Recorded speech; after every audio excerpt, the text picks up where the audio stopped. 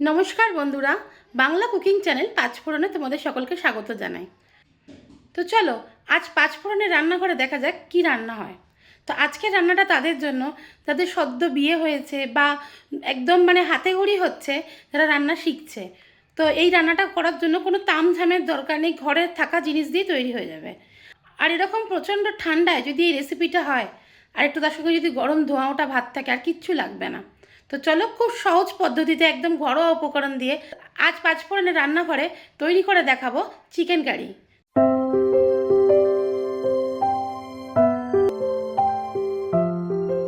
তো দেখো, chicken curry বানাবার জন্য আমি এখানে 750 থেকে 800 গ্রাম মতো চিকেন নিয়ে নিয়েছি। তো চলো সবার প্রথমে চিকেনটাকে একটু ম্যারিনেট করে নিই। পরিমাণ মতো একটু নুন দিয়ে দেবো, সামান্য একটু হলুদ গুঁড়ো দেবো, আর অল্প করে একটু সরষের তেল দিয়ে দেবো।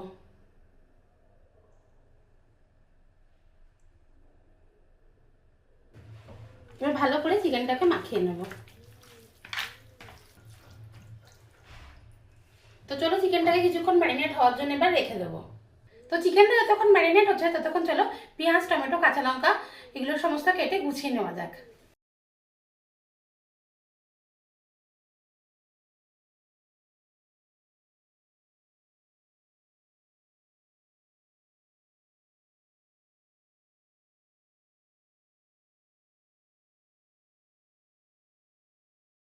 আমি এখানে দেখো দুটো আলু নিয়েছি, তোমরা চাইলে টোটালি স্কিপ করতে পারো। তো দুটো আলুকে একটু কেটে নেবো। বড় আলু হলে এরকম 4 টুকরো করে নেবো,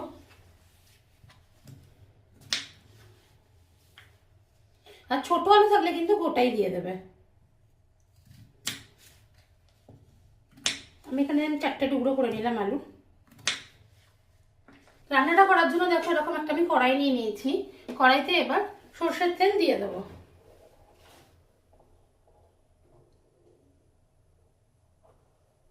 দেখো তেল আমাদের গরম হয়ে গেছে। এবার তেলের মধ্যে এলাচ, দারচিনি আর তেজপাতা ফোড়ন দিয়ে দেবো। কেটে রাখা আলুগুলো তেলের মধ্যে ভেজে নেব। স্বাদ অনুসারে অল্প করে একটু নুন দেবো, আর অল্প করে একটু হলুদ দিয়ে দেবো। এবার আলুগুলোকে একটু লাল করে ভেজে নেব।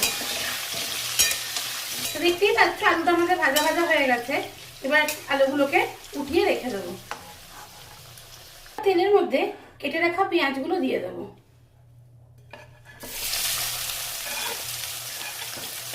এবার পেঁয়াজটাকে কিন্তু একটু ভালো করে আগে ভেজে নেব।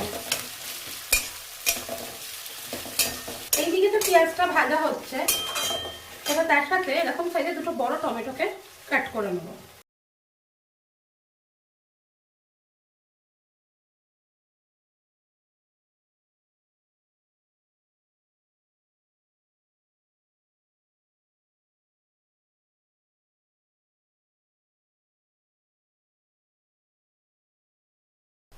ঝালটা তোমরা তোমাদের নিজেদের মতন করে দিও। আমি এখানে কাঁচা লঙ্কা দিচ্ছি, তো কাঁচা লঙ্কাগুলোকে একটু আগে থেতো করে নেব। এরকম হামালদিস্তার মধ্যে কাঁচা লঙ্কাগুলোকে ভালো করে একটু থেতো করে নেব। তোমরা চাইলে ছিঁড়েও দিয়ে দিতে পারো, আমি হালকা করে একটু থেতো করে নিচ্ছি। তো কাঁচা লঙ্কাগুলোকে দেখো আমি হালকা করে থেতো করে নিয়েছি। তো চলো এবার রান্নাটা করে নেওয়া যাক। তোমরা দেখতেই পাচ্ছ কিন্তু পেঁয়াজটা একদম একেবারে নরম হয়ে গেছে। এবার ম্যারিনেট করা চিকেনটা পেঁয়াজের মধ্যে দিয়ে দেবো। এবার হাই ফ্লেমে চিকেনটাকে পেঁয়াজের সঙ্গে খুব ভালো করে কিন্তু ভেজে নেব।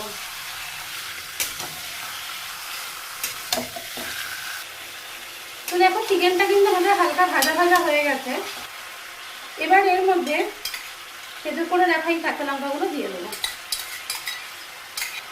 লঙ্কাগুলোকেও চিকেনের সাথে ভাজতে থাকবো।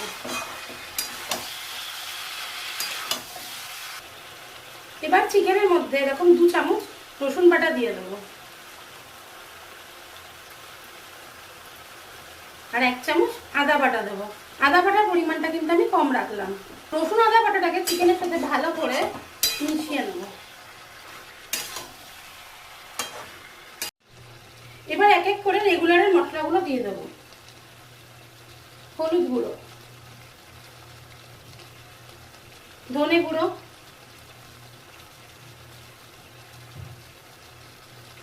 আর খুব সামান্য একটু লঙ্কা গুঁড়ো, অল্প একটু জিরে গুঁড়ো। চিকেনের কালারটা ভালো আনার জন্য কাশ্মীরি লঙ্কার গুঁড়ো অ্যাড করে দিলাম। এবার খুব ভালো করে মশলাটা কষিয়ে নেব। খুব ভালো করে চিকেনটাকে কিন্তু কষতে শুরু করবো। কষার সময় কিন্তু গ্যাসটা পুরো হাই ফ্লেমে দিয়ে রাখবো।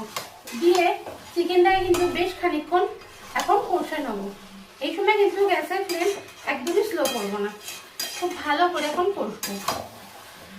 চিকেনের মধ্যে কেটে রাখা টমেটোগুলো অ্যাড করে দেবো।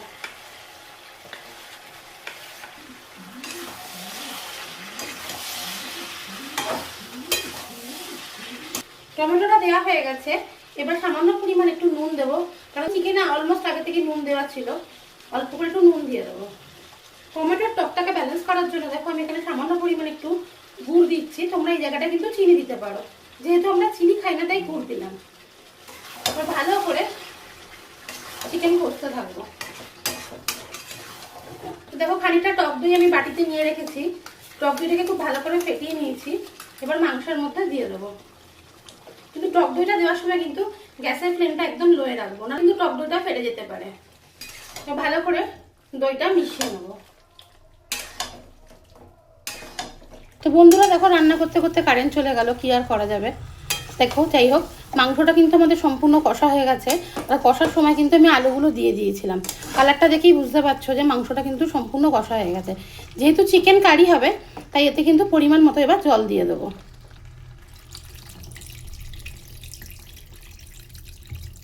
দেখো পরিমাণ মতো চিকেনে জল দিয়ে দিয়েছি। এবার চিকেনটাকে সেদ্ধ করার জন্য বেশ কিছুক্ষণ গ্যাসের ফ্লেমটা লো করে চিকেনটাকে ঢেকে দেবো। তো তোমরা দেখতেই পাচ্ছ যে চিকেনটা কিন্তু আমাদের একদম রেডি হয়ে গেছে। ঝোলটাও কিন্তু আগের থেকে অনেকটা ফুটে কমে গেছে। তো সবশেষ এবার ওপর থেকে একটু গরম মশলা গুঁড়ো দিয়ে দেবো। ভালো করে মিশিয়ে নেব।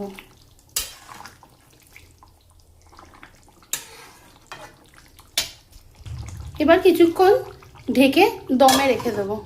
তো ঘরোয়া উপায়ে চিকেন কারি কিন্তু আমাদের সম্পূর্ণ রেডি হয়ে গেছে। গরম গরম ধোয়া ওটা ভাতের সাথে যদি এরকম চিকেন কারি থাকে আর কিচ্ছু লাগবে না। তোমরা কিন্তু অবশ্যই একবার ঘরে তৈরি করে দেখো, খুবই ইজি। আর বাইরে থেকে কোনো কিছু এর জন্য আলাদা করে তামঝাম করতেও হবে না। তো রেসিপিটা ভালো লাগলে কিন্তু লাইক শেয়ার কমেন্ট করতে ভুলো না। রেসিপিটা যদি তোমরা ইউটিউব থেকে দেখো তাহলে চ্যানেলটাকে সাবস্ক্রাইব করে দিও। আর যদি ফেসবুক থেকে দেখো তাহলে তোমরা কিন্তু অবশ্যই ফলো করে দিও। তো চলো আবার আগামী দিন আরও অনেক ভালো রেসিপি নিয়ে তোমাদের সকলের সঙ্গে দেখা হবে। তো বন্ধুরা দেখো চিকেন কারি কিন্তু আমাদের একদম সম্পূর্ণ রেডি হয়ে গেছে। আর যা সুন্দর গন্ধ বেরিয়েছে তার বলার নয়। তো চলো এবার এটা পরিবেশন করা যাক।